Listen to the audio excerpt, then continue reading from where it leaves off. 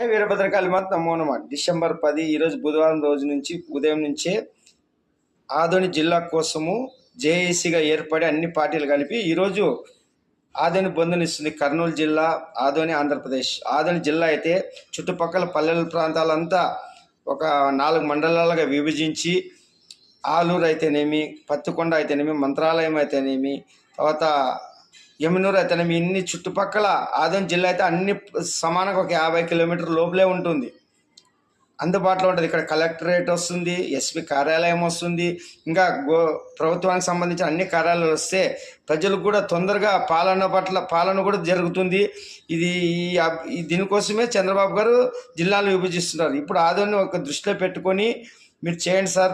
ఎందుకంటే గతంలో మీరు అన్నారు మేము ఎలక్షన్ ముందు ఏమైనా హామీ ఇచ్చినాం ఆదోని జిల్లా చేయడానికంటే, అట్లాంటిది ఏం లేదు. అప్పట్లోన జనాల చైతన్యం లేదు. మీరు ఒకటి ఆలోచించండి, ఎక్కడెక్కడ మీరే విభజించి ఎట్లా చేస్తే బాగుంటుంది. ఎందుకంటే ఇది ప్రజల కోరిక ఉంది, కానీ దీన్ని చైతన్యవంతం చేసే నాయకులు లేక, చెప్పేవాళ్ళు లేక, యువకులు చూస్తున్నాం కదా ఎట్లా ఆలోచన చేస్తారు. ఏం చెప్పిన సినిమాల గురించి ఎవరు తప్పు చేసినా వాళ్ళు జెండాలు పట్టుకునేకి, ఎవరు రాష్ట్ర భవిష్యత్తు ఏమి, మన రాష్ట్రంలో ఏం అభివృద్ధి జరుగుతుంది, పోలవరం అమరావతి అయితే మన పరిస్థితి ఏమి, అట్లా ఆలోచించుకుంటా అంతా పేటీఎం లాగా తయారై ఏ నాయకుడు అభివృద్ధి చేస్తున్నాడో తెలియదు, ఏ నాయకుడు చెడుపు చేస్తున్నాడో తెలియదు, ఎవరు అభివృద్ధి చేస్తాడో ఎవరు అభివృద్ధి వినాశకారి అవుతున్నారు కూడా తెలుసుకోకుండా మాయలో ఉన్నారు.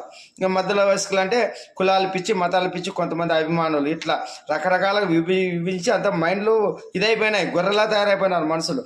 కానీ పెద్దలు కొంతమంది అన్ని ఆలోచించి ముందు చూపుతో యువకులు బాగా వాళ్ళ భవిష్యత్తు కోసమే ఇప్పుడు చేసేది. వీళ్ళకేం పనిలేక చేస్తున్నారా? ఒక్కరాన యువకులు ఎంతమంది వచ్చేస్తున్నారు చూడండి, మీరే చూడండి. ఎంతమంది సినిమా టికెట్లు ఎప్పుడు దొరుకుతాయి, సినిమా ఎప్పుడు రిలీజ్ అవుతుంది, మా నాయకుడు గొప్ప, ఈ నాయకుడు గొప్ప, వాళ్ళేం తక్కువ, ఇవే వాదనలు ఉంటాయి. కానీ వాళ్ళు దోస్తున్నారు, వీళ్ళు దోస్తున్నారు, వాళ్ళేం చేశారు, వీళ్ళేం, ఇవే. ఫస్ట్ మన ఆదోని జిల్లాను సాధించుకుంటే భావితరానికి మనం ఆదర్శవంతులు అవుతారు.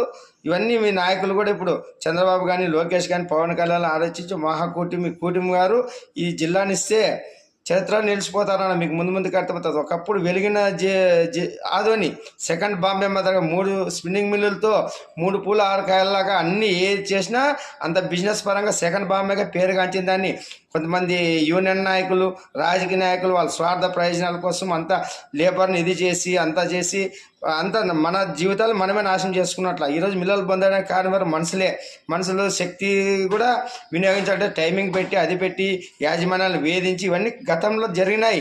అందుకే ఇవన్నీ సమస్యలు వచ్చినాయి. ఇప్పుడు అవన్నీ లేదన్న వీరభద్రుడు వచ్చినాడు కదా, అన్ని శుభాలే ఉంటాయి. కర్మ సిద్ధాంతం చూపిస్తాడు, ఎవరు పనులు వాళ్ళు చేసుకునేటట్లు చేస్తాడు. కులాలు చిచ్చు, మతాల పిచ్చి, కులాలు చిచ్చు పెట్టే